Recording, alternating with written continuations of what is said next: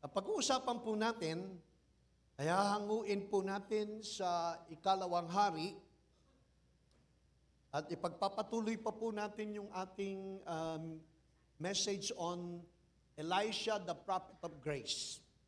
Elisha, the prophet of grace. At ngayong umaga, ang tatalakayan po natin ay mensahe patungkol sa pagbabahagi ng mabuting balita. Napapanahon na, kung meron mahalaga at significant na panahon na tayo po ay maging kasangkapan, instrumento para po sa pagbabahagi ng magandang balita, ay ito na pong panahon na ito. Kung meron mang pinakamahalagang panahon, ito na po marahil yung pinakamahalagang panahon na tayo po ay maging instrumento ng ating Panginoon para po sa pagpapahayag ng mabuting balita. Praise God. So buksan po natin ang ating mga Bible. Medyo mahabang pagbasa pero iiksian na lang po natin. Puputulin po natin.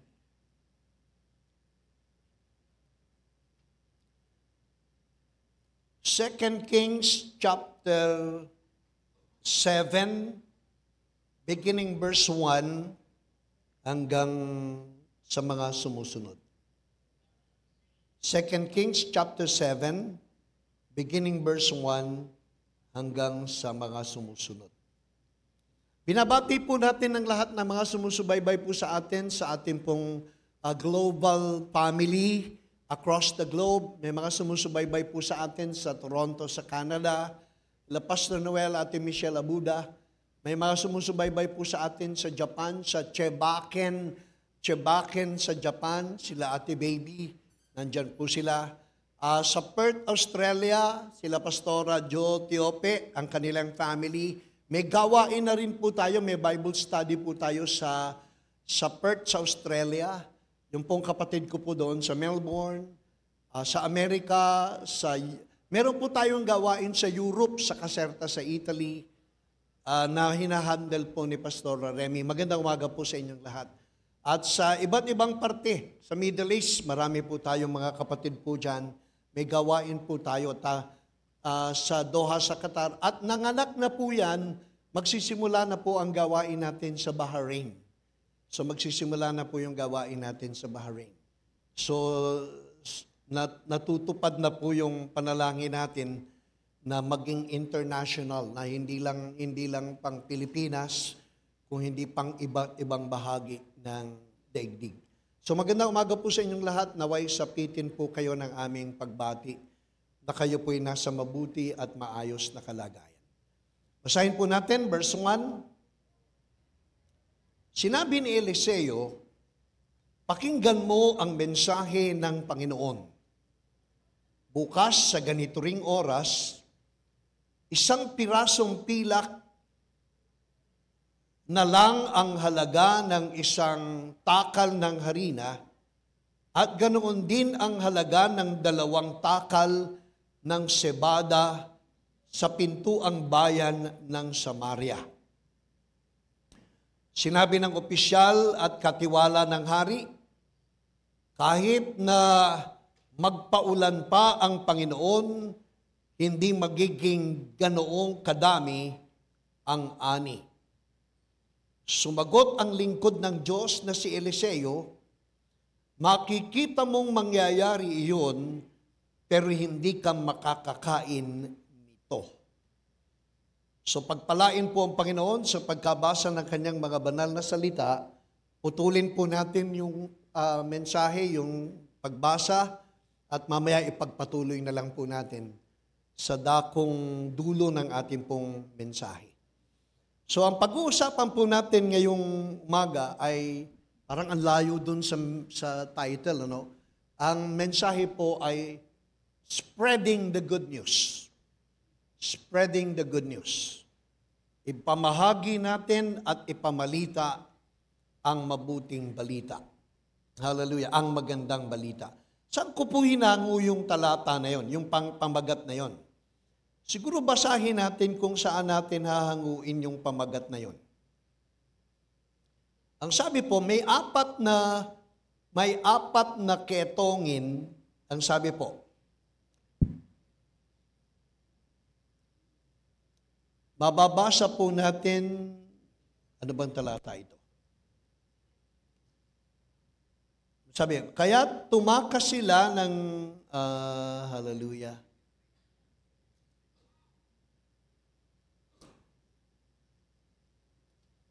Gusto ko pong makita ninyo eh. Sabi ng, meron pong apat na lepers, tuloy-tuloy kasi yung aking, merong apat na lepers, nang sabi nila, hindi tama na ang magandang balita na nangyari sa araw na ito, kaya hindi natin dapat ilihim. Hindi tama na tayo lang ang nakatanggap ng magandang balita, kaya hindi dapat natin ilihim. Kung ipagpapabukas pa natin ang pagsasabi nito, baka tayo'y maparusahan. Andiyan na po, nakita niyo na po? Amen. So ang sabi, sa bandang huli, sinabi nila sa isa't isa, apat na ketongin po yan, apat na lepers. Hindi ito tama, magandang balita ang nangyari sa araw na ito, kaya hindi dapat natin ilihim.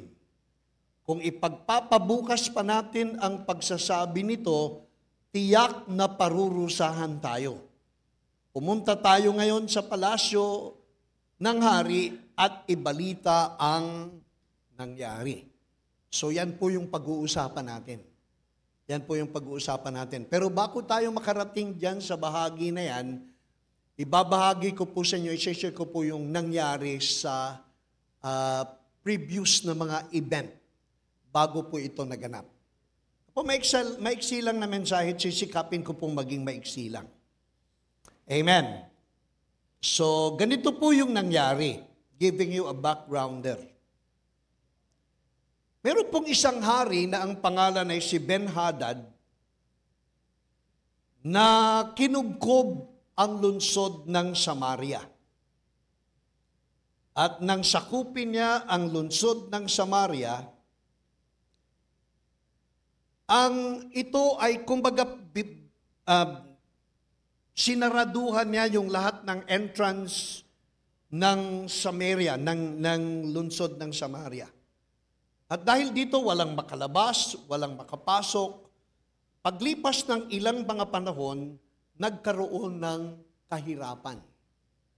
Nagkaroon ng kagutuman. At sa sobrang kahirapan, labis-labis ang kanilang paghihirap na tumaas ang presyo ng halaga ng mga bilihin. Alam po ninyo, itong ikukwento ko sa inyo, noon pa nangyari, pero nangyayari ngayon. Noon pa nangyari, pero nangyayari din ngayon. Na po, ito po'y, kaya nga yung spiritual truth, may parallel sa physical truth eh. Kaya ano nangyayari in the spiritual, nangyayari din in the natural. Kasi truths are parallel. Ibig sabihin ng truths are parallel, kung ano yung nangyayaring totoo sa mundong hindi natin nakikita in the spiritual, ay nangyayari at mangyayari in the natural, in the physical. Magkasabay po yan. Kaya, sabi po, ngunit kinalaunan, tinipon ni Ben-Hadad, actually, Ate Chelisa, 2 Kings 6:24 ito. 2 Kings 6:24. Ngunit kinalaunan, tinipon ni Haring Ben-Hadad ng Aram ang kanyang buong hukbo at nilusob ang Samaria. Dahil dito, nagkaroon ng malaking tagutom sa lungsod hanggang sa tumaas ang mga bilihin. Ang halaga ng ulo ng isang baboy ay 80 pirasong pilak. Hindi po baboy nakasulat yan eh. Asno. Asno. Ang halaga ng ulo ng asno ay 80 pirasong pilak. Can you imagine? Yung parang ulo ng baboy, 80 pieces of silver ang halaga. Ang laki ng halaga. Ang sabi po, yung isang gatang ng dumi ng kalapate ay 5 pirasong pilak ang halaga. Sa sobrang kahirapan, nagkaroon ng kagutuman, hallelujah, sa lungsod ay hindi inaasahang pangyayari na sa sobrang gutom ng mga naninirahan, kinakainan nila ang isa't isa. Nangyayari ngayon yan eh. They have resorted to cannibalism because of famine. Ang sabi po dito sa kasaysayan, sang araw, habang naglalakad ang hari ng Israel sa itaas ng pader, may isang babaeng sumigaw sa kanya. Tulungan po ninyo ako, sabi nung babae. Mahal na hari. Sumagot ang hari. Nakatanaw siya. Kung hindi ka tinutulungan ng Panginoon, paano kita matutulungan? Ang sabi, wala akong trigo. Parang sa atin, wala akong bigas. Wala akong trigo. Wala rin akong maibibigay na inumin sa'yo, sabi ng hari. Pagkatapos, nagtanong ang hari, ano ba ang problema mo? Sabi doon sa babae. Sumagot ang babae, sinabi po sa akin ng babaeng ito, magdalawa sila, kainin daw namin kainin natin yung anak ko ngayon at bukas ay ang aking anak naman. Parang magkumari sila eh. Sabi ni kumari, mamamatay tayo sa gutom. Kaya siguro pagkasunduan natin, kakainin muna natin si Johnny Boy at bukas na lang natin kainin si Melody mo. Parang gano'n. Kakainin natin yung anak ko ngayon, tapos pag naubos, yung anak mo naman. Nakakapangilabot, ano? At yan po'y nangyari noon, nangyayari din ngayon. Pero mo, magawa mong kainin ng anak mo para lang maisalba mo yung sarili mo. Ganun na katindi yung pagiging kasakiman at pagiging makasarili na hindi na baling mapahamak ang iba, maisalba mo lang yung sarili mo. Parang nangyayari ngayon sa flood control. Ito na naman tayo, hallelujah. Naghihirap ang buong bayan. Sila nagpapasasa sa hindi na lang 1,000 piso, hindi na lang 1,000,000 piso, bilyong piso na. Bibili ng isang Dior, ang halaga ng bag na Dior, 785,000. Magpapakain sa mga barkada, ang halaga 100,000, isang kainan ng mga anak, ng mga... Tapos sasabihin, wala kaming utang na loob sa mga Pilipino. Di ba napanood nyo naman yan eh? Public knowledge yan eh. Tapos yung mga daming kababayan na naghihirap. Halos kainin na yung kanilang mga anak, kainin na yung kanilang mga sarili para lamang maisalba. Ang sabi po, sinabi po sa akin ng babaeng ito, kainin natin yung iyong anak ngayon, bukas naman ay ang aking anak. Kaya niluto po namin ang aking anak, ginawang menudo, adobo, apritada, mechado. Maraming putahe yun, isang anak eh. Hindi lang isang putahe yun. So kaya po niluto namin ang aking anak at kinain. Nang sumunod na araw, pero malakas kumain itong magkumari Yung isang anak, isang araw lang kakainin. Kaya niluto namin ang aking anak at kinain. Nang sumunod na araw, sinabi ko sa kanya na ibigay na niya ang kanyang anak para kainin namin. Nautakan siya. Ang sabi po, ngunit tinago niya yung kanyang anak at hindi namin nailuto. Hallelujah. Alam niyo po, itong mga pangyayaring ito, sinasabi, binabalita ng Biblia, hindi para sabihin malupit ang Diyos. Kung hindi, ang Biblia po kasi parang mga television news lang po yan na nagbabalita ng mga pangyayari. Pero hindi mo sisisihin yung station, binabalita lang nila yan Parang ang Biblia, ibinabalita lang yung mga pangyayari sa mundong napakasama, sa mundong palala ng palala, sa mundong hindi na pabuti kung hindi pagulo. Binabalita lang po ng Biblia. Pero hindi ibig sabihin malupit ang Diyos. Ito po'y pagpapahayag lang ng katotohanan. Ang mundong ginagalawan natin ay isang mundong nagkasala. At palibasa, ang mundong ito na nagkasala at nalaglag sa kasalanan ay siyempre po mababalot ng kung ano-anong malupit na pangyayari. Kaya kung ano yung nababalitaan po ninyong mga pangyayari dito sa mundo, ay bahagi ng katotohanan ang sanlibutan ito ay isinumpang sanlibutan. Ang sanlibutan ito ay nalaglag sa pagkakasala. Hindi ang Diyos ang may kagagawan. Ang may kagagawan ay ang kasalanan ng ating mga ninuno. Lahat ng pagdurusang nararanasan natin ngayon ay bunga ng kasalanan ng ating mga ninuno.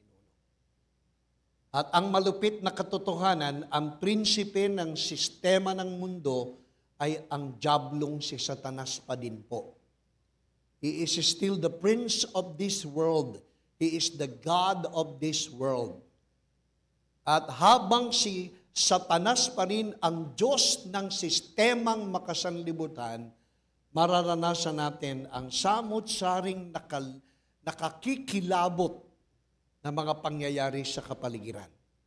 At yan po'y palala ng palala. Maniwala kayo. At ito'y isa lamang sa kasaysayan ng kasalanan, ng bunga ng pagkakasala. So, ang sabi po, nang marinig ng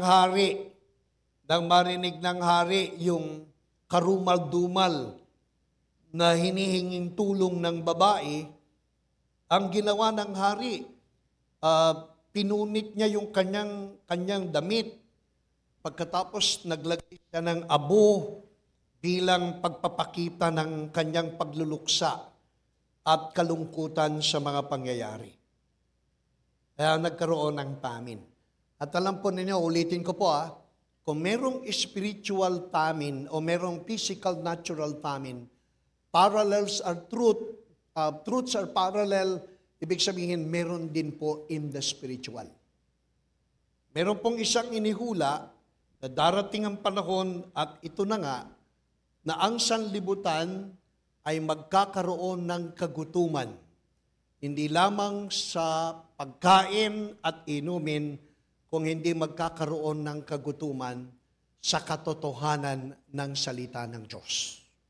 Ate Chelisa, pakita nga natin yung darating ang panahon at ito na nga, na hindi lang kagutuman sa pagkain, hindi lang kagutuman sa inumin, kung hindi kagutuman sa pagpapahayag at pagdinig sa mabuting balita. Basahin po natin Amos chapter 8, verse 11 and 12. Amos, prophecy po ito Amos chapter 8, verse 11 and 12. Pakisabi nga sa katabi, medyo inaantok na eh. Aga naman antukin. Sabihin mo nga sa iyong katabi, magkakaroon ng kagutuman, hindi lamang sa pisikal, kung hindi sa spiritual. At ito'y mangyayari. Ito'y mangyayari. Sabi po, sinabi ng Panginoong Diyos, darating ang araw na padadalhan ko ng taggutom ang iyong lupain, ang inyong lupain. Pero hindi pagkagutom sa pagkain o pagkauhaw sa tubig, kung hindi pagkagutom at pagkauhaw sa aking mga salita. There will be famines of the Word of God. Ibig sabihin, kahit naglipa na ang mga salita ng Diyos, maniwala kayo ang mga tao, hahanapin yung totoong magandang balita. Kasi sa mga huling araw, ang mga tao hindi na makikinig eh. Ang mga tao mamimili na lang ng kanilang pakikinggan. Pag ayaw nila, hindi nila pakikinggan. Yun lang gusto na lang nila ang kanilang pakikinggan at yun na lang yung kanilang gustong marinig. Kahit sa church. Darating yung panahon na kahit sa church, hindi na ang lahat ng tao o ang mga tao hindi nagaganahang makinig. Lalo na sa katotohanan ng kanyang mga pangako at salita kasi ang mga tao sa pagdating ng panahon ay mamimili na lang ng kanilang pakikinggan. Opo? At nangyayari na po yan ngayon. Sa sobrang dami ng mga resources na naririnig at nababasa mo, napapanood mo sa Facebook, sa internet, sa social media, ang mga tao magsasawa na makinig.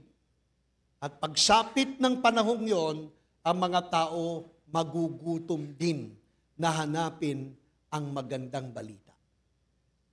Nangyayari na po ngayon eh. Magkakaroon ng kagutuman sa pakikinig sa salita ng Diyos. Naway hindi sumapit yan sa atin. Panalangin natin ang bawat isa sa atin ay nananabik palagi na makadalo sa gawain kapag linggo, kapag Wednesday, sapagkat gusto natin marinig na uuuhaw tayo at nagugutom tayo sa magagandang balita ng ating Panginoon. Amen po? Hindi natin pagsasawaan. Hindi tayo manghihinawa. Amen. Parang may alarm akong naririnig. May nag-aalarm. Parang sinasabi, Bishop Willie, iksian mo lang ha.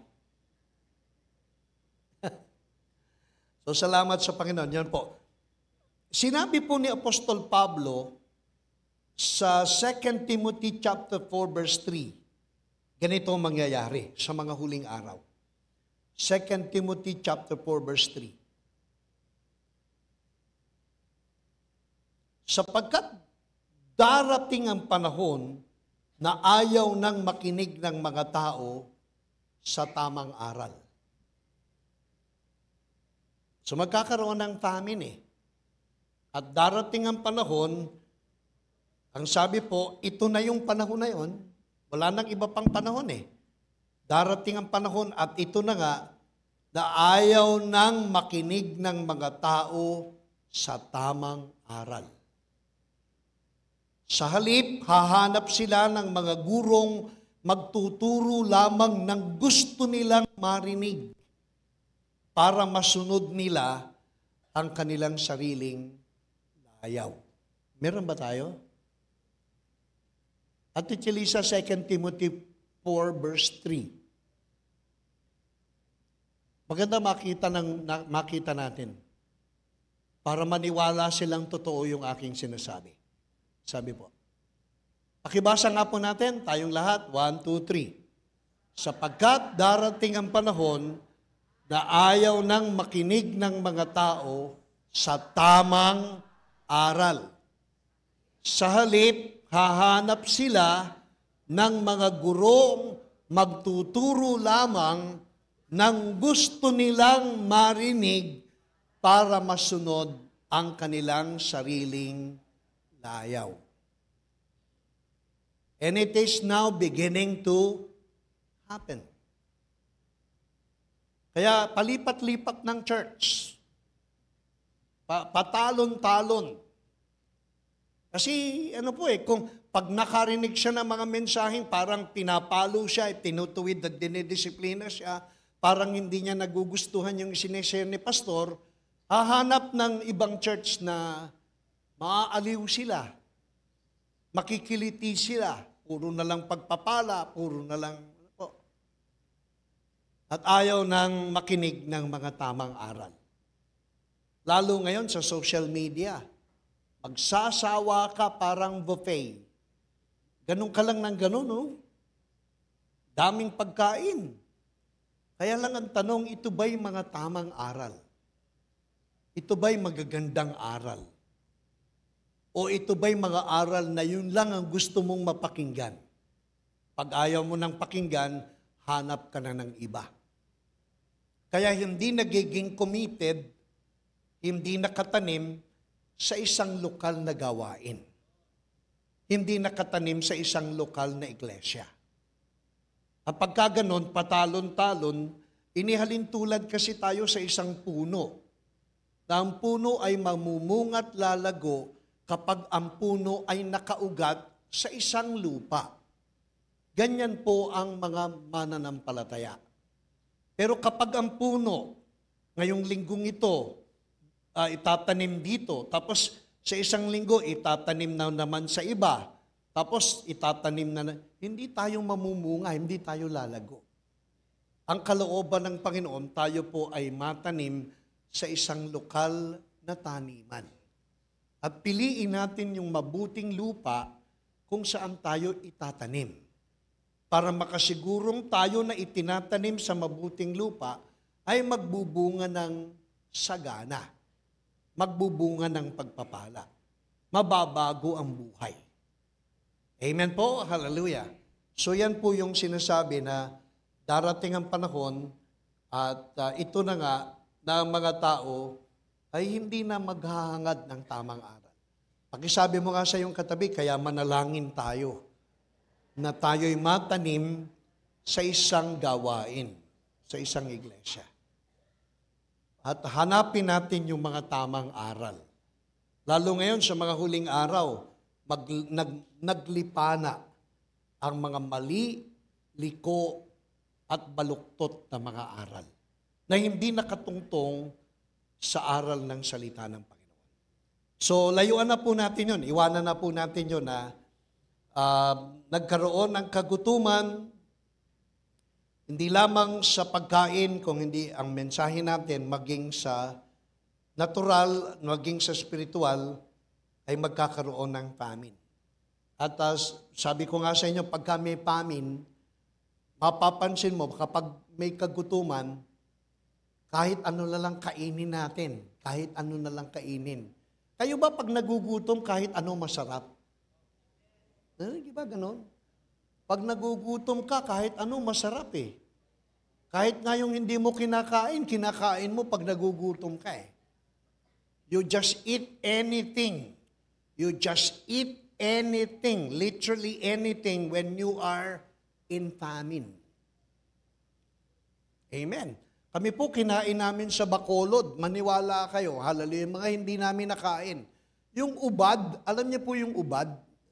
Kaya alin yung ubad, yung gitna nung yung puso ng yung gitna ng saging, hinaluan ng 3 native na manok, hallelujah.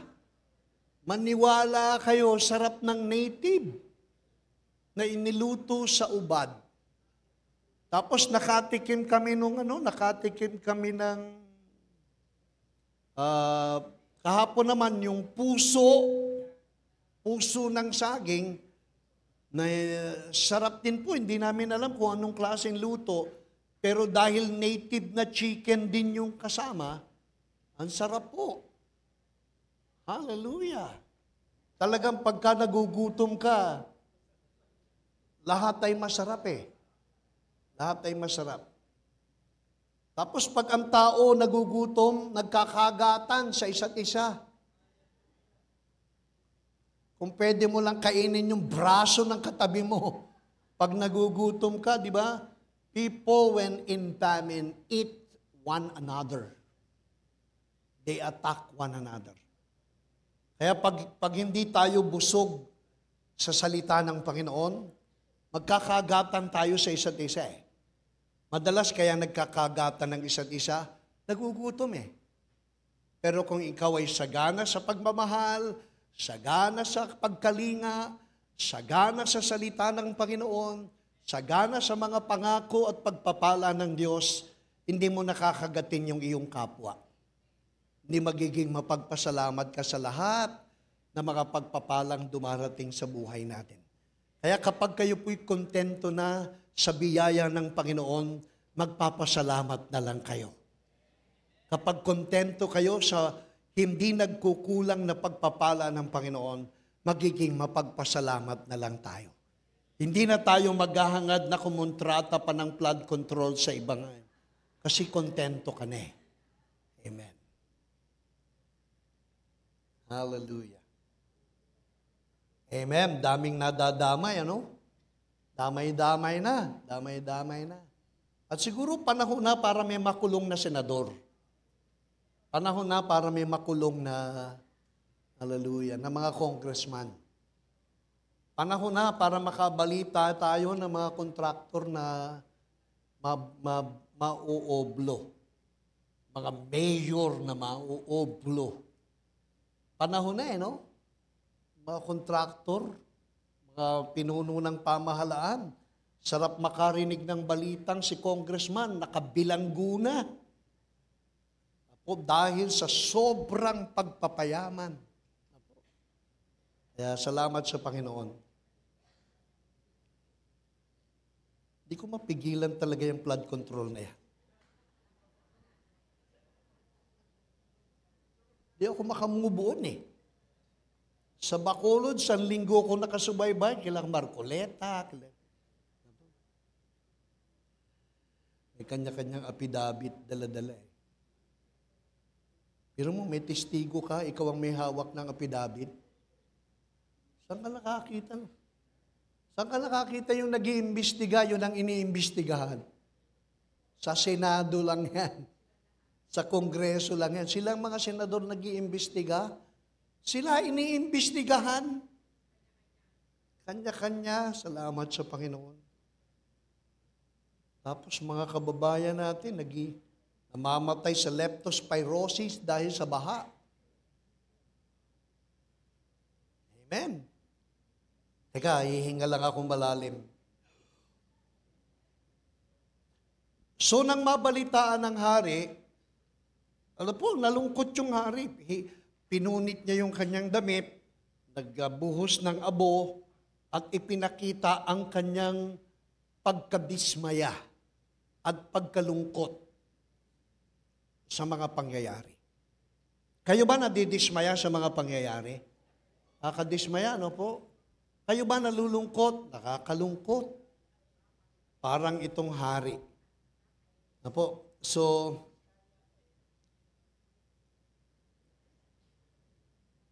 hallelujah. Kaya lang, imbis na ang hari ay tumawag sa Panginoon at humingi ng tulong sa Diyos, abay, ang sinisi si Propeta Eliseo. Ang pinagbunto na ng galit si Propeta Eliseo, kaya ang sabi ng hari, parusahan sana ako ng matindi ng Diyos kung hindi ko mapapagpugutan ng ulo si Eliseo. Na po nagalit siya dun sa propeta. Minsan, ganun eh. Hindi mo dapat sisihin, nabubunton yung sisi. Lalo na sa mga lingkod ng Panginoon. Ang sabi po, parusahan sana akong matindi ng Diyos kung hindi ko mapapugutan si Eliseo na anak ni Shalat sa araw na ito. Pagkatapos nagalit din ang hari sa Diyos. Alam niyo, wag po kayong magagalit sa Panginoon. Wag po nating sisisihin ang Panginoon. Sa lahat ng mga pangyayaring hindi mabuti, wag natin ibubunton sa Panginoon ang ating galit. Sapagkat kung kilala lang po natin ang Panginoon kung sino siyang tunay, maniniwala kang lahat ng nangyayari sa atin ay kagagawan ng kasalanan at hindi ng Panginoon. Kung meron pong dapat sisihin sa mga nangyayari sa buhay ng tao, una si Satanas. Una si Satanas. Dahil sa siya ang ugat ng pagkakasala. Pagkatapos, kung meron kang dapat sisihin, siguro sisihin natin minsan yung isa't isa, pero wag ang Diyos. Wag ang Diyos. Kung meron ka mang dapat sisihin, unahin natin ang demonyo, si Satanas, unahin ang kasalanan. Pagkatapos, minsan ang mga problema natin galing sa mga kasama natin. Amen? Pero minsan ang problema natin galing mismo sa atin. Kaya sabihin mo nga sa iyong katabi, minsan ang problema natin, tayo mismo. Amen po? Hindi kapitalismo, hindi komunismo, hindi imperialismo, hindi sosyalismo, ikaw mismo. Tayo mismo ang problema natin. Amen? Sabi po, pero sa kabila ng ganito, actually nagalit pa nga ang hari sa Panginoon eh. Samantala, nakaupo noon si Eliseo sa bahay at nakikipag-usap sa mga tagapamahala ng Israel na nagsugo ang hari ng mensahero pero nauna sa kanya. Ngunit si Eliseo po tahimik lang eh. Alam po ninyo, kapag kilala mo ang Diyos, kahit anong pag-uusig sa'yo, hindi ka matitinag. Kapag kilala mo ang Panginoon at alam mong makapangyarihan ng Diyos, kahit ano pang gawin sa atin, hindi magbabago ang ating pagtitiwala, pananalig, at pagpapasalamat sa Panginoon. Those who know their God shall be strong in the Lord. Kapag kilala mo ang Diyos, all will be well. Amen po? Kapag nagtitiwala ka sa Diyos, kahit ano pang sabihin sa iyo, hindi ka matitinag sa iyong pananampalataya at pagtitiwala sa Kanya. Kaya si Eliseo, kahit alam niyang susugurin na siya ng hari, nagpadala ang hari ng mga army para siya'y sunduin, para siya'y parusahan. Ang sabi po ng talata, si Eliseo ay tahimik lamang. Bakit tahimik lang si Propeta Eliseo? Sapagkat sumasampalataya siya na ang Diyos niya ay makapangyarihan at may magagawa para sa kanya. Amen? Sabi nung hari, 33, 2 Kings 6:33. Hallelujah. Sabi po, ang hari mismo na kanyang amo ay kasunod na dumating. Habang nagsasalita si Eliseo, dumating ang mensahero ng hari at sinabi, ang Panginoon ang nagpadala ng paghihirap sa atin. Bakit ko pahihintayin na tumulong siya? Tignan niyo hari. Imbis na magpasalamat at magtiwala sa Panginoon, sinisisi ang Panginoon ang nagpadala ng paghihirap sa atin. Kayo ba naniniwala ang mga problema natin nanggagaling sa Panginoon? Hindi po eh. Lahat lang ng mabuti, lahat lang ng ganap, yan lang yung nanggagaling sa Panginoon. Yung panahon natin hindi panahon ng paghatol, darating ang panahon ng judgment. But this is not yet the day of God's judgment. Hindi pa ito ang araw ng paghuhukom ng Panginoon. Malapit na. Darating na. Nakikita na natin ang mga palatandaan ng rapture, ng pagdating ng Panginoon. Pero ito pong kinalalagyan nating panahon ay hindi pa panahon ng judgment. Kung ano man yung mga nangyayari sa atin, hindi pa po judgment yan. Yan po ay bunga ng makasalanang sanlibutan. Yan po ay larawan ng fallen world. Hallelujah. Kasi pag kami masamang nangyayari, sisisihin ng Diyos. Ayan na naman ang Diyos, hinahatulan na naman tayo. Itong sunod-sunod na bagyong dumaan, matitindi, no? Iisipin mo kaagad, hatol na naman ng Panginoon. Hindi pa po panahon ng paghatol. Hallelujah. Naniniwala po ba kayo na hindi pa panahon ng paghatol? Hindi pa po. May darating pang panahon ng paghatol. Kasi kung paghatol ng Diyos ang pag-uusapan, walang makatatagal sa atin. Hindi pa po ito hatol. Ang lahat ng mga pangit na nagaganap, kalamidad, iba't ibang pangit na sitwasyon, lahat ng yan ay bunga ng nagkasalang sanlibutan. Nagkasalang sanlibutan. Kaya kung may earthquake, nung nandun kami sa Hinubaan, tama ba Kuya Ali, Hinubaan, ano? May malakas na hangin, hindi na namin naramdaman, nandun kami, lumindol din. Kaya, hallelujah, kung iisipin mo kagad, baka may hinahatulan sa atin. Baka may pinarurusahan sa atin. Hindi mo iisipin ganun eh. Sa Arizona nga kahapon, Ate Dory, kahapon, ibinalita po nila Brother Eddie, first time na nagkaroon ng napakalaking flood sa Arizona. Baha po ang Arizona kahapon. First time ever, ang Arizona po kasi tuyo eh, tuyong disyerto yan eh. Pero kahapon, merong napakalakas na rumaragas ang tubig from somewhere na nagpunta po sa lungsod. Yung likod bahay po nila Brother Eddie, may tubig, baha. First time. Iisipin mo, hatol. Nung Grammy Award, merong isang babaeng parang sinumpa ang Diyos o meron siyang sinabing parang nagagalit siya sa Panginoon. Isang kinabukasan, na po, nasunog ang California. Isa sa pinakamalaking sunog sa California ever. Ilang araw, sasabihin, hinahatulan ng Diyos ang California. Meron pong nagrally na mga LGBTQ, meron silang church, tapos merong kidlat, tumama yung kidlat dun sa ibtuktok nung church nila, nasunog yung church, sasabihin, hatol at paghuhukom na ng Diyos. Hindi po.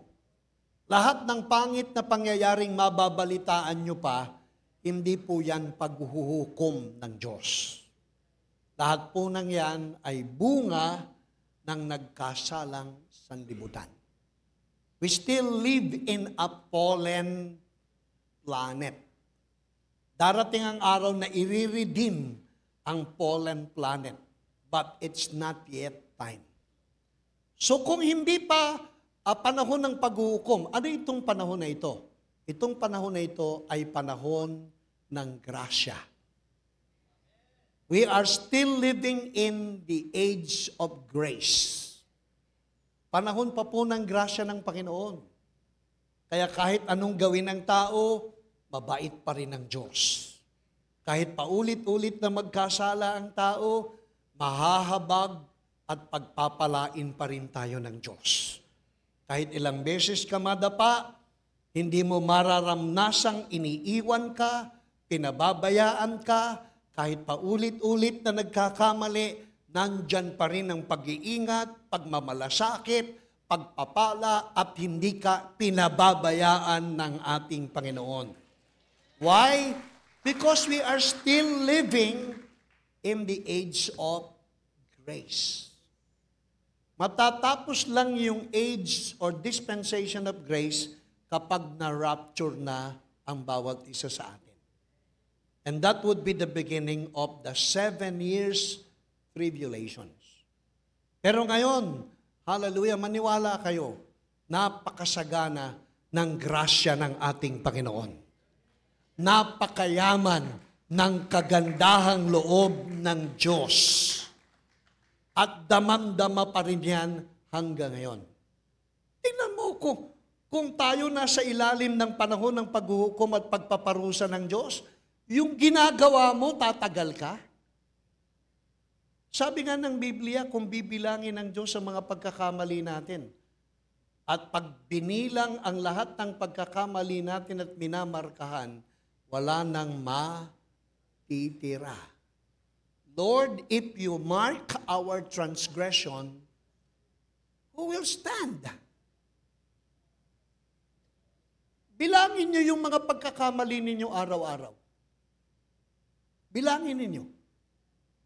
Kapag binilang mo yung mga pagkakasala mo laban sa Diyos sa araw-araw, at kung ang Diyos ay nagpaparusa sa lahat ng ginagawa mong pagkakamali, tatagal ka pa? May matira kaya sa church na to?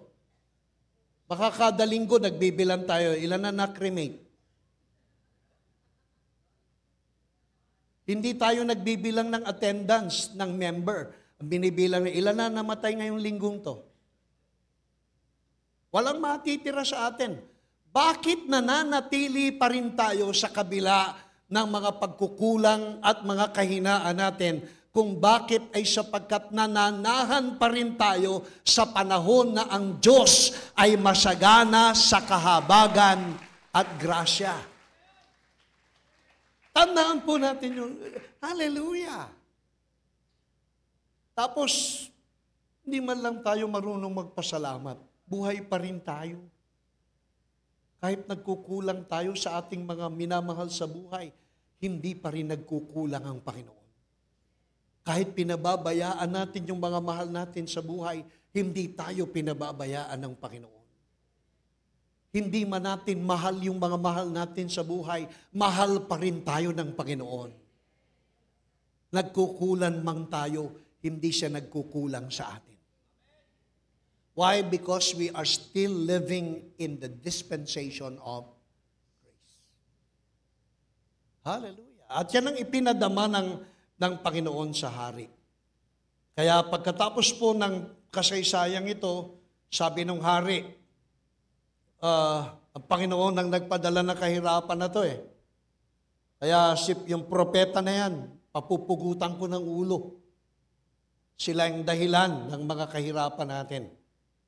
Na po, sa kabila ng lahat ng dinideklara ng hari, grasya pa din ang iginanti ni Propeta Eliseo. Grasya pa rin ang iginanti ng Panginoon. Basahin po natin yung susunod. Chapter 6 po yan eh. Basahin po natin yung chapter 7. Sabi doon sa chapter 7, instead na parusahan ng hari, instead na parusahan yung mga tao, ang ginawa ng Diyos, nagmagandang loob.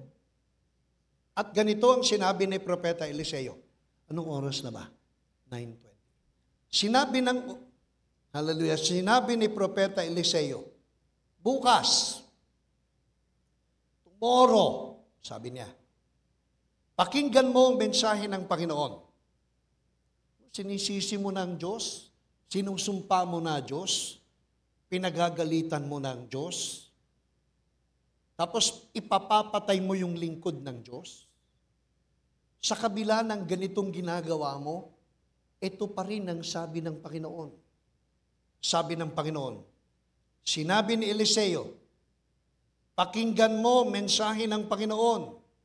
Bukas, sa ganito ring oras, bukas, magiging mura na ang bilihin. Magiging mura. Ano po? Magiging mura ang bilihin sa palengke ng Samaria. Amen. Ano po sabi?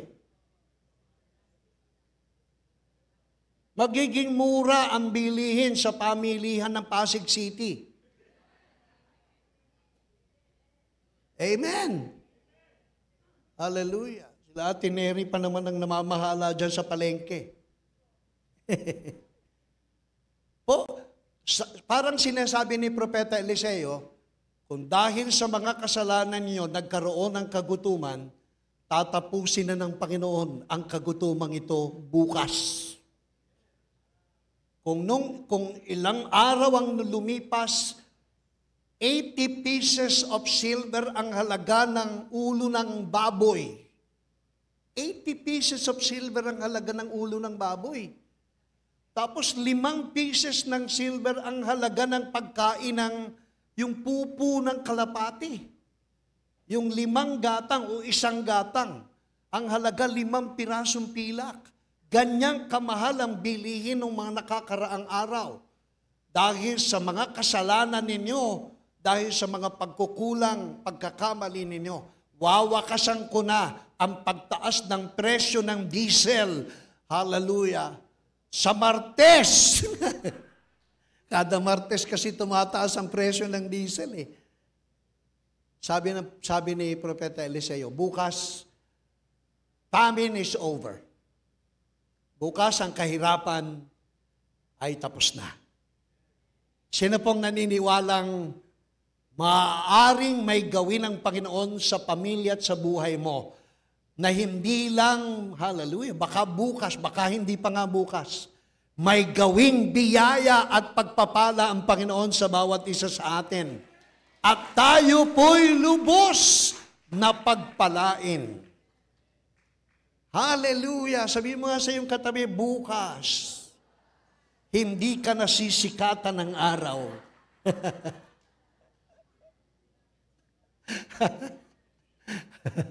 Bukas sa ganito ring oras, magiging mura na ang bilihin sa palengke ng Samaria. 1 pirasong pilak na lang ang halaga ng 1 takal ng harina at ganon din ang halaga ng 2 takal ng cebada. Famine will be over. Regardless of your sin, regardless of what you have done, the grace of the Lord abounds even more. Sabi, when sin abounds, the grace of God abounds even more. Kapag ikaw ay nagkukulang, pasasaganain ng Diyos ang kanyang pagmamahal. Habang ikaw ay nagkakamali, lalo niyang ipadadama sa iyong mahalaga ka para sa Kanya. Habang ikaw ay, hallelujah, nadarapa, lalo na namang ipadadamang nagmamalasakit siya sa bawat isa. When sin abounds, the grace of God abounds even more. At yan na nangyari. Kaya lang, pagka nag-share ka ng mabuting balita, too good to be true, sigurado may opposition. Too good to be true kasi. Parang sa sobrang ganda ng balita ni Eliseo, parang hindi kayang paniwalaan, hindi mo mapaniwalaan. Too good to be true. Kaya ang sabi ng kapitan ng hari, verse 2, tingnan nyo yung sabi ng kapitan ng hari. Sinabi ng opisyal na katiwala ng hari, kahit na magpaulan pa ang Panginoon, hindi magiging ganoong kadami ang ani. Kita na ninyo? Pagka nagbabahagi ka ng mabuting balita, merong bumubulong. Di mangyayari yan. Maniwala ka dyan. Kahit pa magpaulan ng himala, wala.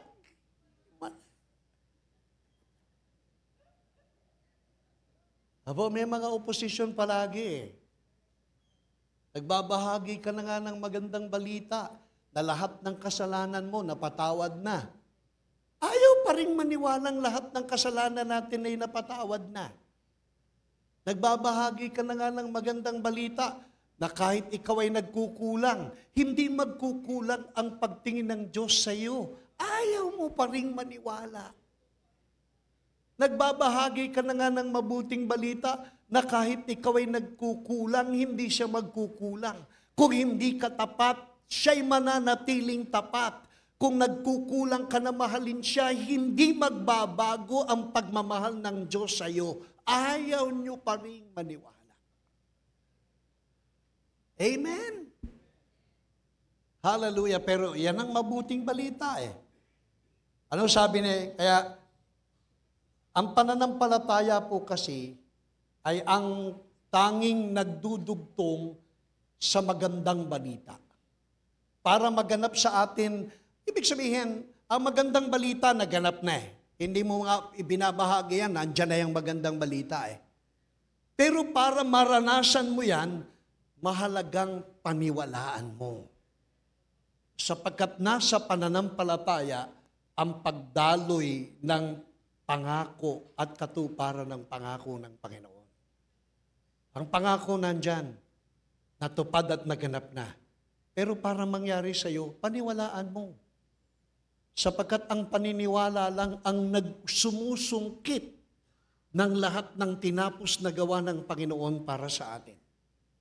Pag hindi ka sumampalataya, kahit nandyan yung lahat ng available na biyaya niya, hindi mo mai-enjoy because you do not have faith enough to believe. Kaya kailangan nating maniwala. Amen po? Anong sabi po? Anong sabi ni Eliseo? Sa mga mapag-alinlangan, anong sabi ni Eliseo? Makikita mo ang hindi mo nakikita. Sabi ni Eliseo, makikita mo na mangyayari yon, pero ano? Pero hindi ka makakakain ng kahit ano. Bakit hindi siya makakakain ng kahit ano? Hindi siya sumasampalataya eh. Mahalaga maniwala po tayo kahit hindi ka panipaniwala, mas magandang paniwalaan mo sapagkat kung naniniwala ka, kahit hindi ka panipaniwala, pwedeng mangyari sa buhay mo. Because nothing is impossible with God. Hallelujah. Kami po kinukongratulate namin si Ate Dory. 12 sessions. Nag-ring the bell. Hallelujah. Kine-claim po namin na pag nagpa-PET scan, hallelujah, cleared of cancer in Jesus' name. Apo, yung nga po pinag-pray namin sa Bacolod 3 beses nag-critical. 3 beses nag-critical. Kahapon ipinag-pray namin uli, buhay na buhay pa. 3 times na nag-critical. Meron po akong ipinag-pray na naputol na po yung hininga, 4:00 ng hapon. Pinuntahan namin sa Candelaria, Quezon ng 12:00 ng gabi. Apo, nabalita namin 4:00 ng hapon nung Friday na yon, nalagutan na ng hininga. Sabi ko, punta na kaagad tayo, baka may abutan pa tayo. Pagdating namin doon, 12:00 ng gabi, naghihingalo na po tinawag na yung buong pamilya.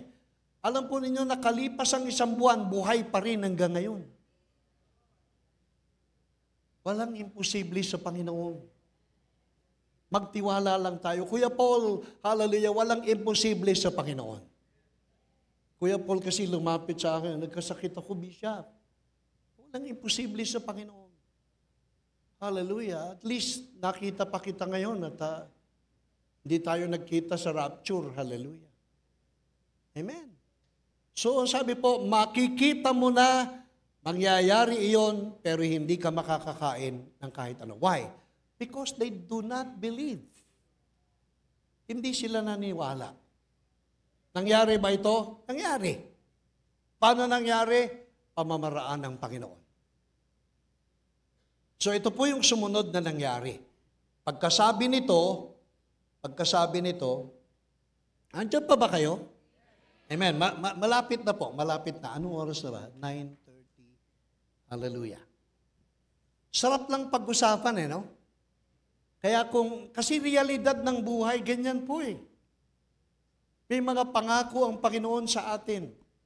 Kailangan mo lang paniwalaan. Kahit napaka-too good to be true, maniwala ka lang. Kahit imposible, maniwala ka lang. Sapagkat, hallelujah, walang imposible sa Panginoon. Ang ipinakikilala naming Diyos sa inyo at Ama ay Diyos na walang imposible. Walang mahirap na bagay para sa Panginoon. Nothing is too difficult for God to do. He can do exceedingly abundantly above all that you could ever ask or even think. Magagawa ng Diyos na tayo'y pagpalain. Magagawa ng Diyos na tayo'y kanyang pasaganain. Magagawa ng Diyos na baguhin ang buhay ng ating mga minamahal. Magagawa ng Diyos na pagalingin ang ating mga sakit at karamdaman. Magagawa ng Diyos ang lahat ng ito para sa atin. Ikaw, hindi mo magagawa yan. Pero ang Diyos magagawa yan. Amen? Sabi mo nga sa katabi mo, magagawa ng Diyos ang kahit ano para sa'yo. Maniwala ka lamang. Maniwala ka lamang. Hallelujah. Alam niyo po kung sino ginamit ng Panginoon para mangyari ito? 4 na may sakit na ketong. 4 na may sakit na may ketong. Ito po yung kasaysayan. Hallelujah. Yung susunod na talata, may 4 na tao na may malubhang sakit sa balat na nakaupo sa pintuan ng lungsod ng Samaria. Nakaupo yung 4. Hindi kasi pwedeng makihalubilo yung 4 na may sakit sa balat sa mga tao eh. Kultura ng Israel, kultura ng mga taga roon, na kapag ikaw ay may ketong, ikaw ay inihiwalay. Merong leprosarium kung tawagin. You will remain outside of the city. Kung ilang kilometro, ilang milya, ang layo para payagan kang makalapit sa lungsod. Etong 4 na may sakit na ketong, nandun sa labas ng lungsod. Nakaupo lang sila ron. Tapos nagkukwentuhan sila. Sabi nung isa, sabi ni Bestre, alam mo Bestre, parang nai-imagine ko yung mga tambay sa kanto, no, na lalaki ng tiyan, diyan ka bibilib sa Pilipinas eh. Wala nang trabaho, sila pa yung lasenggo. Ganun eh, no? Yung mga walang trabaho, yun na maraming bisyo eh. Yung masisipag, hindi na makapagbisyo sa dami ng trabaho eh. Apo? Kaya pag ako nanalo ngayong susunod na eleksyon, lahat ng tambay, pasasahurin ko. Hallelujah. Apanood nyo ba yan sa Facebook? So, yung 4 na may sakit na, hallelujah, may sakit na malubhang sakit sa balat, nakaupo lang sila at nag-uusap sa isa't isa. Sinabi nila sa isa't isa, bakit kailangan nating umupo rito hanggang sa mamatay? Why will we sit here till we die? Nag-uusap silang 4 eh. At ang kwentuhan nila, pare, medyo nag-iisip-isip ako eh na, bakit nga ba hahayaan na lang nating nakaupo tayong mamatay? Siguro mas maganda kung mamamatay tayo, meron tayong ginagawa. Kaysa mamatay tayo nang wala tayong ginagawa. Amen? Alam nyo kaya ako natatawa? Kasi ganyan sa church eh. Ang daming namamatay sa church na nakaupo lang.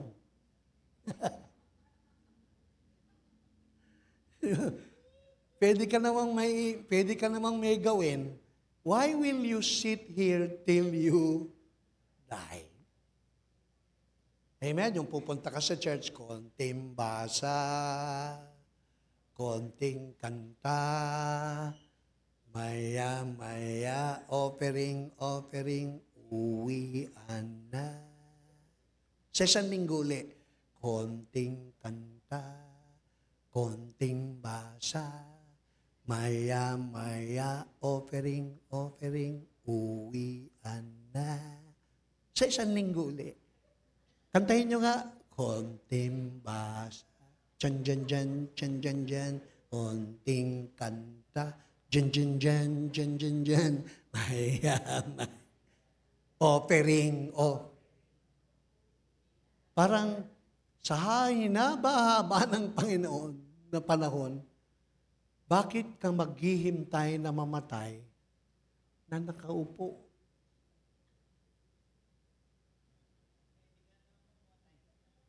Pwede namang mamatay na nakatayo. Parang may narinig ako sa inyo. Pwede namang mamatay na nakatayo. Alam nyo, matalino yung apat na may sakit na ketong eh. Sabi niya, kumilos tayo. Kumilos tayo.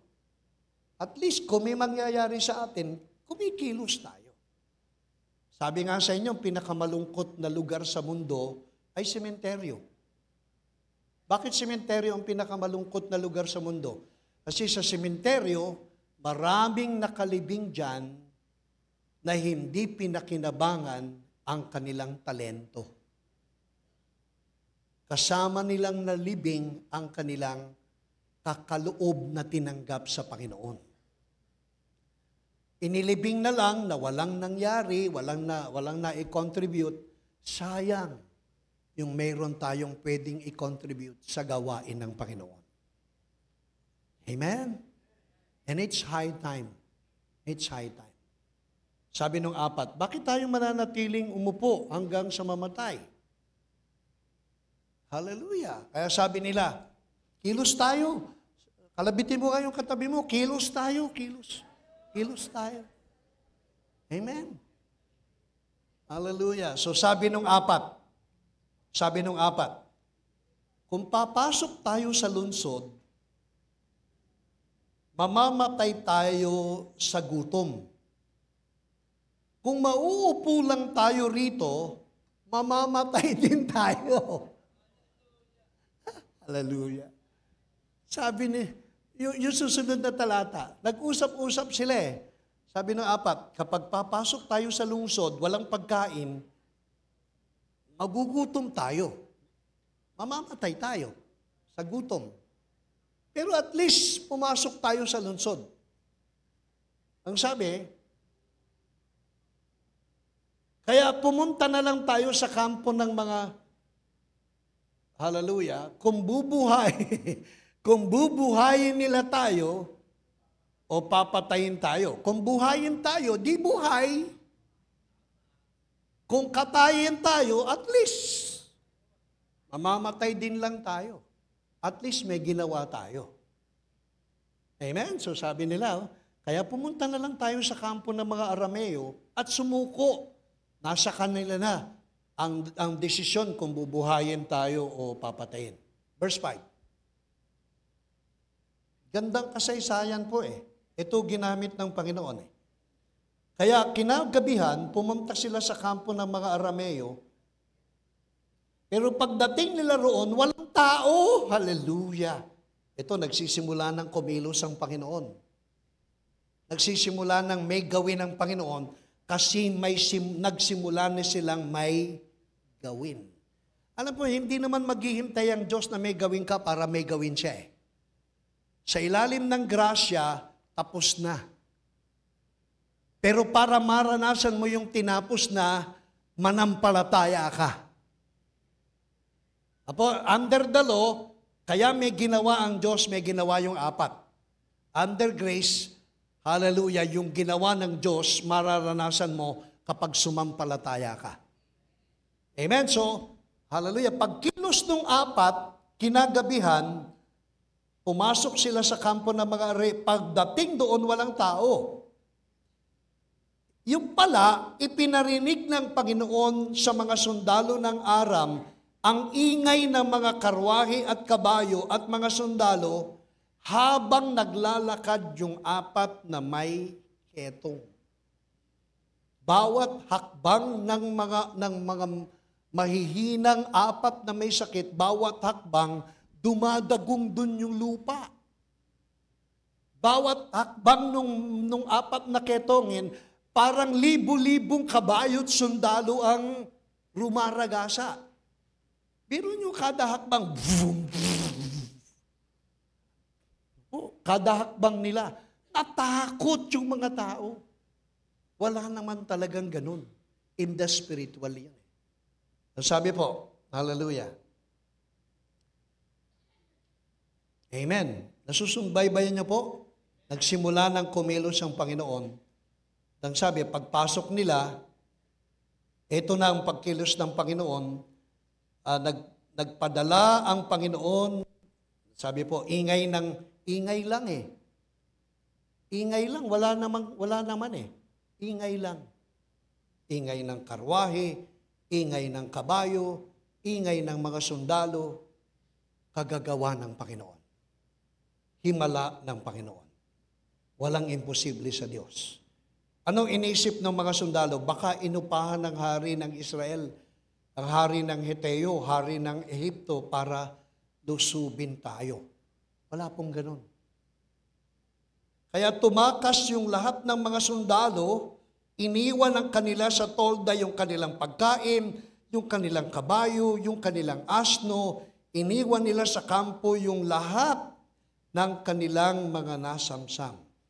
So nang dumating sa kampo, mga taong may malubhang sakit sa balat, isa-isa nilang pinasok ang mga tolda, kumain sila at uminom. Kinuha nila ang mga pilak, ginto at damit, tinago ang mga ito, sa bandang huli, sinabi nila sa isa't isa, hindi tama ito. Ano ginawa ng mga ketongin? Pagpasok nila, walang natagpo ang mga sundalo. Ang una nilang ginawa, pumasok sa mga tolda. Ako, daming pagkain. Kasi nanginginain yung mga sundalo eh. Nanginginain eh. Ang daming pagkain sa bawat tolda. So dito, chicken, sa isang tolda, ham, sa isang tolda, mechado, bawat tolda, puno ng iba-ibang pagkain. Yung huling tolda, tuyo, huling tolda, sardinas, ang dami, yung bandang dulo, talong at saka bagoong. Tapos ininom nila, kain sila, tapos yung lahat sinamsam nila. Sino may kagagawan? Sino may kagagawan? Ang Panginoon. Kung wala tayong gagawin, may ginawa na ang Panginoon. Pero para maranasan mo yung ginawa na ng Panginoon, manampalataya tayo.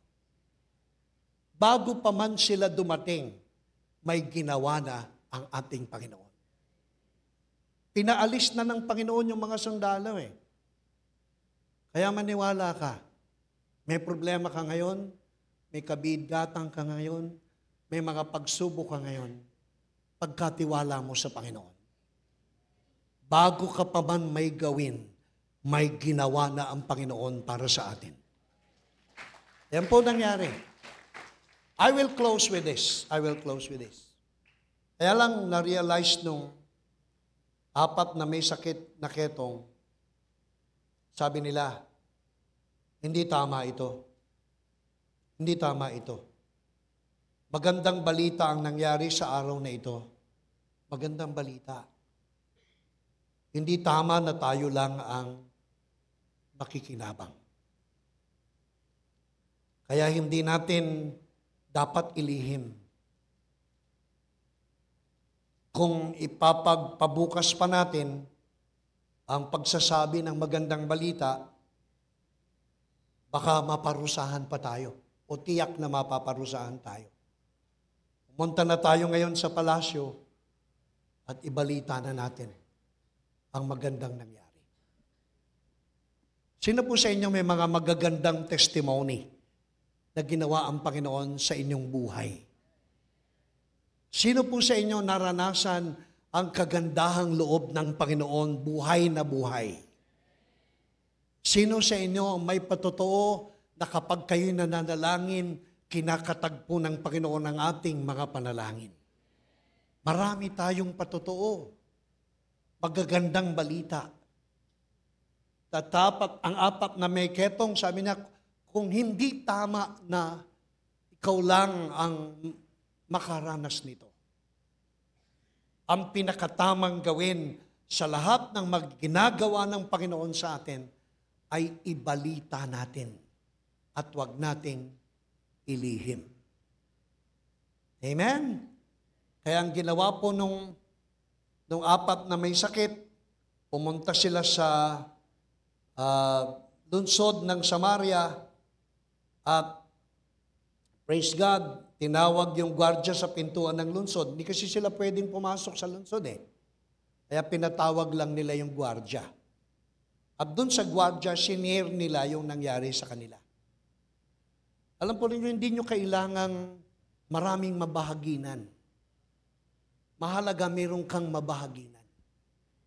Yung 4 na may sakit, hindi naman pinangarap na puntahan yung mass crusade para ibalita yung magandang nangyari sa kanila. Ang inabot lang nila ay isang gwardya. At doon nila ibinahagi ang kanilang magandang balita. Hindi mo kailangan ng maraming audience na katulad nito para ibahagi ang mabuting balita. Kung saan, kung kanino tinatakda ng Panginoon makapagbahagi, kahit isa lang, okay na po yun.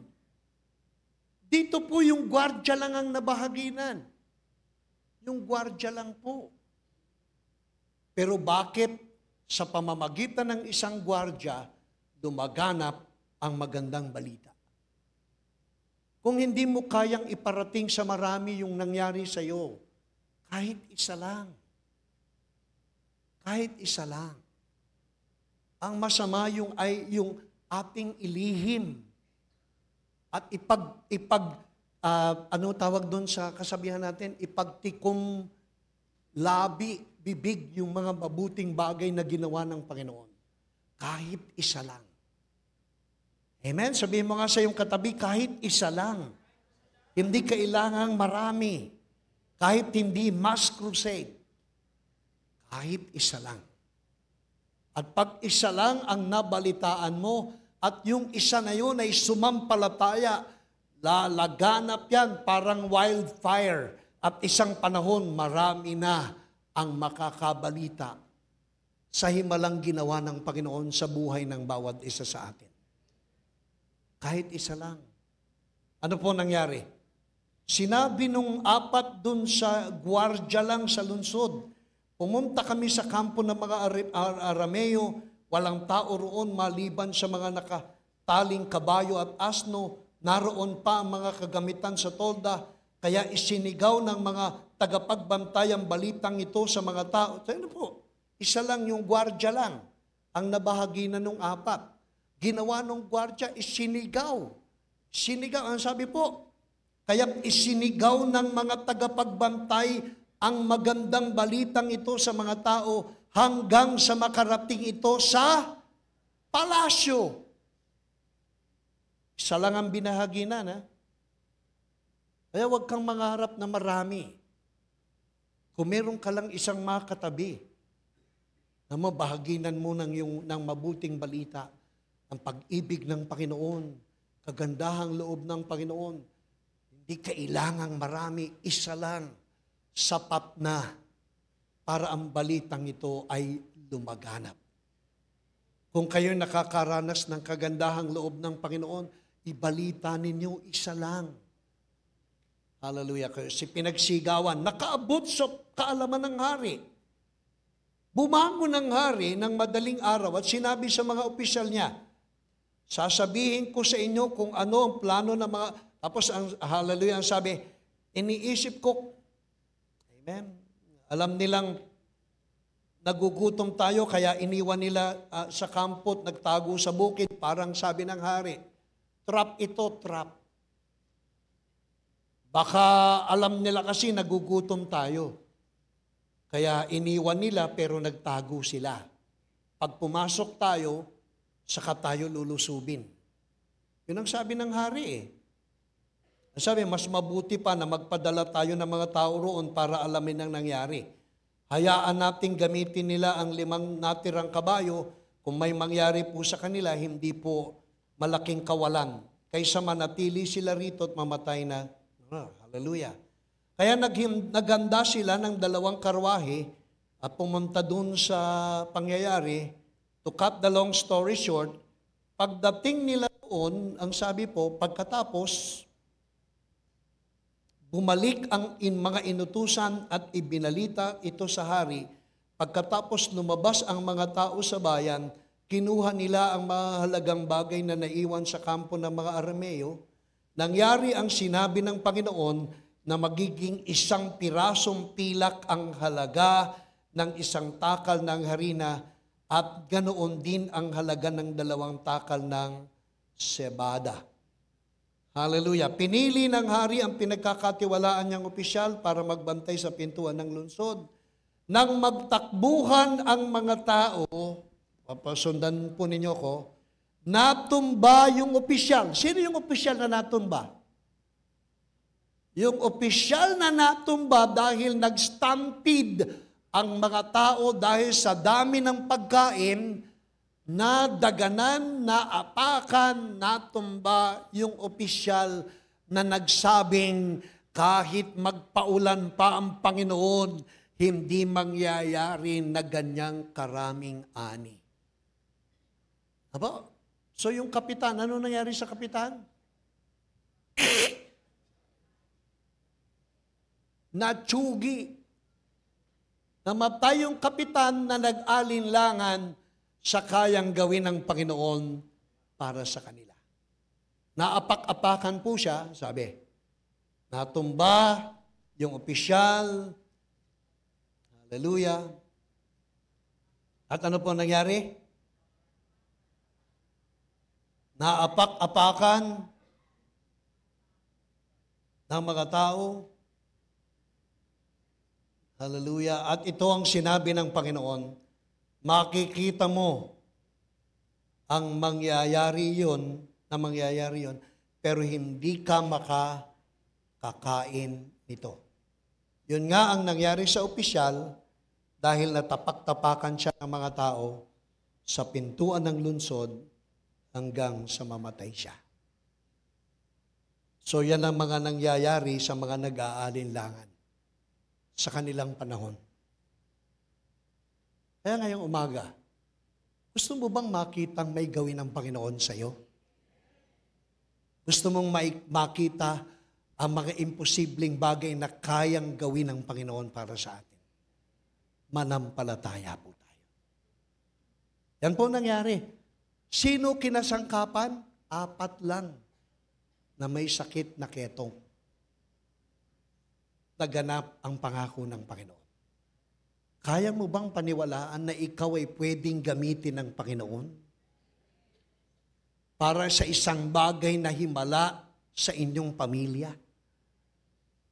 Para sa mga bagay na pinapangarap mong mangyari sa inyong buhay. Pwede kang maging instrumento. Huwag mong sabihin matalino, mayaman, malakas, talentado. Hindi kailangan. 4 lang na may sakit na ketong, sapat para may gawin ang Panginoon. Hallelujah. Ikaw nga wala kang sakit eh. Ikaw nga walang ketong. Ikaw nga may kakayahan. Hindi ka pa kaya gamitin ng ating Panginoon para magbahagi ng magandang balita ng grasya ng Panginoon. Pwede po yumuko tayo at pumikit at mag-reflect po tayo in a while. Mag-reflect po tayo in a while. At isip-isipin po natin, kung ang Panginoon gumamit ng 4 na pangkaraniwang may sakit pang nilalang para gumawa ng himala, di lamang sa kanilang individual na buhay, kung hindi sa karamihan ng mga tao, hindi ka kaya gamitin ng Panginoon? Bakit natin hahayaang tayo'y manatiling nakaupo hanggang sa mamatay? Why not? Why not allow God to use you as an instrument of fulfilling the purpose and the plan of God for your life? Alam po ninyo, habang nakayuko tayo at nakapikit, ang bawat isa sa atin ay may ministeryo na pwedeng gamitin sa Panginoon. At ang ministeryong ito ay ang ministeryo ng reconciliation. We can be used. You can be used as an instrument in reconciling your family together. Reconciling people to God In Jesus' name. Sa banal na kasulatan, mga kapatid, habang nakayuko po kayo't nakapikit, sa banal na kasulatan, tayong lahat ay may iisa lang tungkulin maaaring gampanan. At ang tungkulin ito ay ang tungkulin ng reconciliation. All of us have this ministry of reconciliation, reconciling the world to God. Ay ikaw ay gagamitin ng Panginoon. May mga taong nangangailangan sa Diyos. May mga taong naghihintay ng pagpapala ng Diyos. May mga taong naghihintay na malaman lang na mahal sila ng Diyos. At alam mo ba na pwede kang maging kasangkapan ng Diyos? Parang mga taong ito ay mailapit mo sa Panginoon. Maidulog mo sa Panginoon. Meron kang mga mahal sa buhay na hindi pa reconcile sa Diyos. Gagamitin ka ng Panginoon. Para sa mga magulang mo, mga kapatid mo, gagamitin ka ng Panginoon para mailapit ang mga mahal mo sa buhay sa ating Panginoon. Kung kaya meron kang mga kasama sa trabaho, hindi pa kilala ang Panginoon, gagamitin ka ng Panginoon para mailapit sila sa Panginoong Diyos. Meron kang mga manugang, biyanan, lai, na alam mong malayo pa sa Panginoon, ipanalangin mo sila, gagamitin ka ng Panginoon. At alam mo, ang pinakamagandang testimony ay iyong ikaw mismo nakadama ng pag-ibig ng Panginoon. Ang apat na may sakit na ketong, sila mismo, sila una kumain, sila una ang uminom, sila una ang kumuha at nag-ipon ng mga pilak at ginto, sila muna. At nung maranasan nila mismo individual, sabi nila, hindi tama ito na ilihim ko. Kaya ibabahagi ko. Ikaw muna. Sisimulan ng Diyos ang pagkilos sa'yo muna. At pag ikaw muna ang nakadama ng pag-ibig niya, ikaw muna nakadama ng pagmamahal, ng katapatan, ng kapatawaran niya, saka mo lang masasabi, dapat kung hindi dapat ilihim, ibabahagi ko sa iba. Kaya kapatid, ngayong umaga, ikaw muna. Sabihin mo sa Panginoon, ikaw muna ang makaranas ng pagpapatawad niya. Ikaw muna ang makaranas ng pagmamahal niya. Ikaw muna ang makaranas ng kapayapaan, ng katiwasayan. Ikaw muna ang makaranas ng kagalingan, ng pagbabago. Pag naranasan mo yung grasya niya, sasabihin mo sa sarili mo, hindi ko dapat ilihim. Hindi tama ito. Dapat ibahagi ko.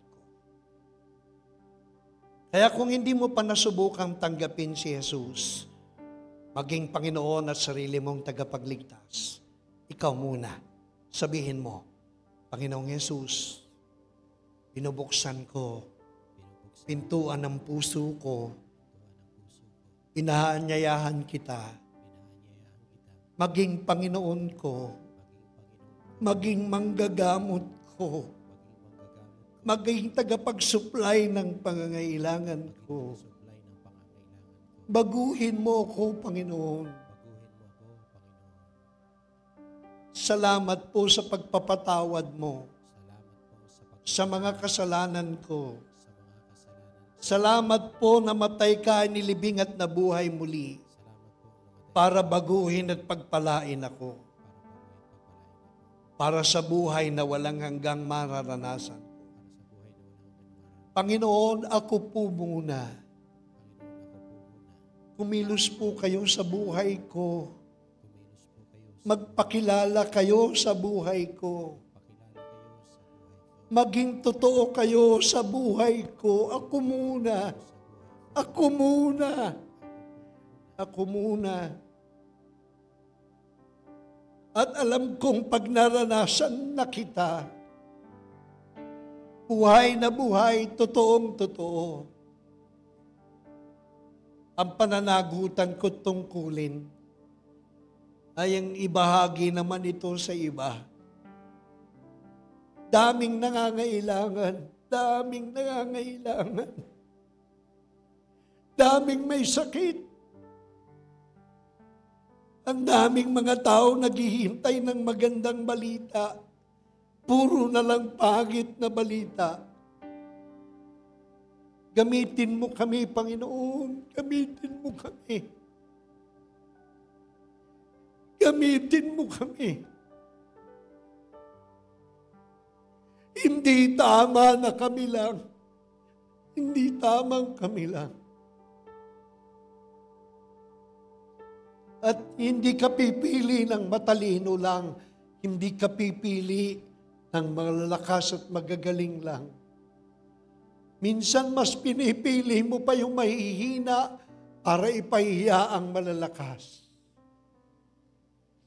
Minsan mas ginagamit mo pa yung mga mangbang para ipahiya ang matatalino. Minsan mas pinipili mo pa yung may kapansanan para ipahiya ang mga perpekto.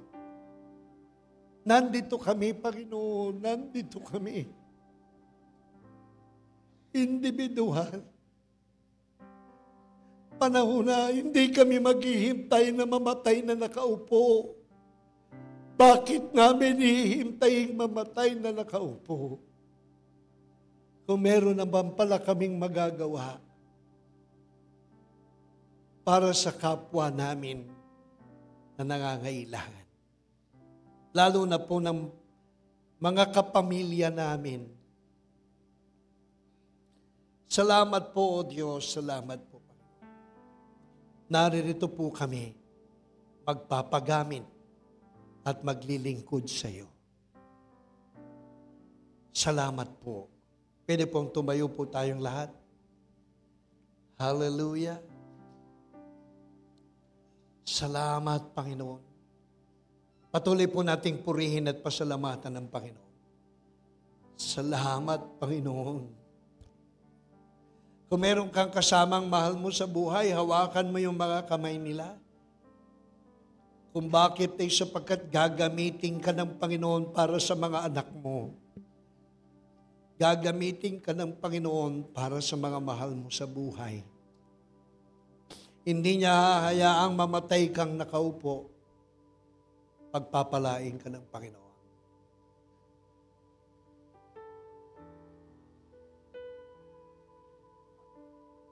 Salamat, Panginoon. Maglilingkod kami sa iyo, Panginoon. Maglilingkod kami sa iyo. At napapanahon na para gamitin mo kami. Use me, Lord. Hallelujah, hallelujah. Sumayin niyo pong lahat ang pagmamahal ng Ama, ang masaganang biyaya ng Diyos Anak, at ang walang sawang pagtulong ng Espiritong Banal. May the good Lord continually keep you. May the good Lord continually bless you. May the smile of heaven be upon all of us this morning. Amen. If you can believe me, can we say, blessings received, best life received, overflowing grace received. In Jesus' name, amen and amen.